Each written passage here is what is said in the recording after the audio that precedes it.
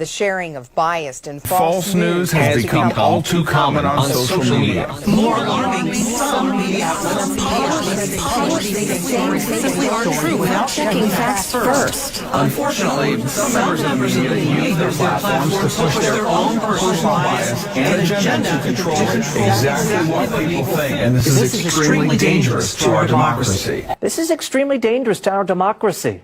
This is extremely dangerous to our democracy. This is extremely dangerous to our democracy. This is extremely dangerous to our democracy. This is extremely dangerous to our democracy. Welcome back. Today we're diving back into the dark depths of the USAID scandal. This story has the potential to redefine how we view media, freedom, and truth. Let's talk about USAID, Internews, and the shadowy world they've been playing in. Let's start with the big reveal. USAID, meant to promote democracy abroad, was channeling a massive $472.6 million into the Internews network. What's Internews? An NGO that says it's all about independent journalism, but has been operating from an abandoned office in Arcata, California. Internews has been busy, working with 4,291 media outlets, training over 9,000 journalists, and producing 4,799 hours of broadcast content in 1 year alone, reaching up to 778 million people. But here's the kicker. They're not just reporting news, they're shaping it. Internews has been caught using this funding to push specific narratives, often in line with U.S. foreign policy objectives, under the guise of fighting disinformation. Now, let's delve deeper into who's pulling the strings.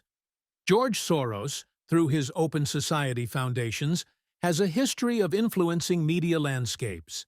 His foundations have been significant donors to Internews, with past collaborations in Eastern Europe during the color revolutions. This partnership has raised eyebrows, suggesting a coordinated effort to sway public opinion globally.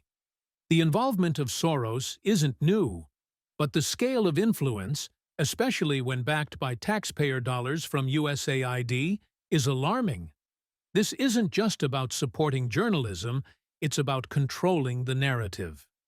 Critics argue that this has led to media outlets becoming mouthpieces for specific ideologies, sidelining alternative or dissenting voices.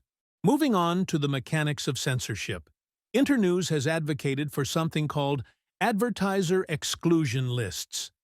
Disinformation makes money, and that's one of the, we need to follow that money, and we need to work with in particularly the global advertising industry, that a lot of those dollars go to pretty bad content.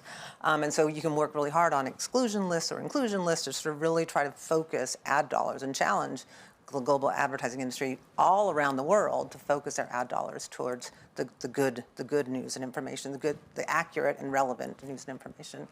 This is where they recommend to advertisers which media outlets or content creators should not receive funding. The result?